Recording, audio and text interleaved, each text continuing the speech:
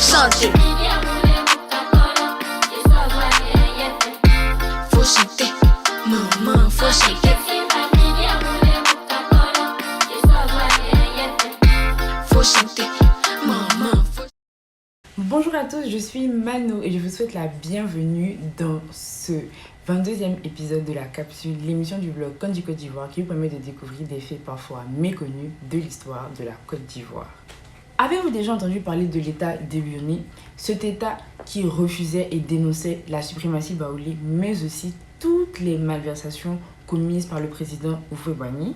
Sinon, regardez la vidéo jusqu'à la fin, car je vous propose de découvrir aujourd'hui l'histoire d'une des oppositions les plus violentes qui a eu lieu en Côte d'Ivoire. Si oui, restez également car il se pourrait que vous en appreniez davantage sur cette histoire. Tout commence en 1967 lorsque Jean-Christophe Niagbé, plus connu sous le nom de Kragbé Niagbé, se fait remarquer par le président Houphouët-Boigny. Et pour cause.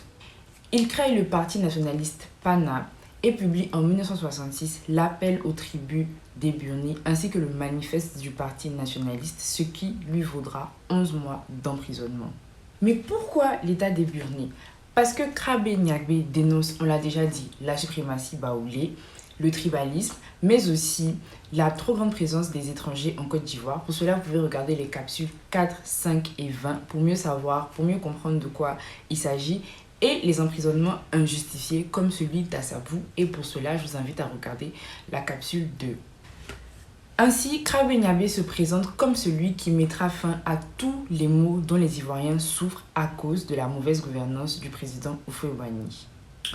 Quelque temps après sa libération, Kragbé Niagbé revient en force, notamment en 1970, où il imprime de nouveaux tracts qui dénoncent la mort d'Ernest Boka à Assabou et proclame l'État d'Ebiouni en 1970 à Gagnoa, en octobre 70 à Gagnoa. Il déclare alors ceci: « À ce titre, je décrète la mobilisation de toutes les forces vives du pays et invite paysans, travailleurs, soldats, policiers, gendarmes, chômeurs, élèves, étudiants, anciens combattants à se mettre sans tarder à la disposition du gouvernement nationaliste établi à Gagnoa. Organiser partout des comités de soutien à l'État d'Ebiouni. » On peut donc citer quelques caractéristiques de l'État d'Ebiouni. Par la terre de nos pères est la devise. L'Ebiouni est la nouvelle appellation de la Côte d'Ivoire. Le chef de l'État prend titre de chancelier de l'État. Il est le chef du gouvernement et commandant en chef de l'armée populaire nationaliste. Ou encore l'emblème du pays qui est le globe d'ébène, disque noir sur fond blanc en son centre, symbole de l'union et de l'égalité entre toutes les tribus. Sacré Ebiouni. À cet effet, Kragbé Niagbé et ses hommes dévêtés comme lui hissent le drapeau du PANA à la mairie de Gagnoa et prennent la gendarmerie d'assaut. Trop c'est trop, le président Houphouët envoie donc l'armée ivoirienne régler la situation, mais les choses continuent de dégénérer et les populations subissent des tortures et des viols. Le bilan des morts serait estimé entre 69 et 71 personnes. Néanmoins, l'affaire Kragbé Niagbé ne s'arrête pas là et traverse les frontières.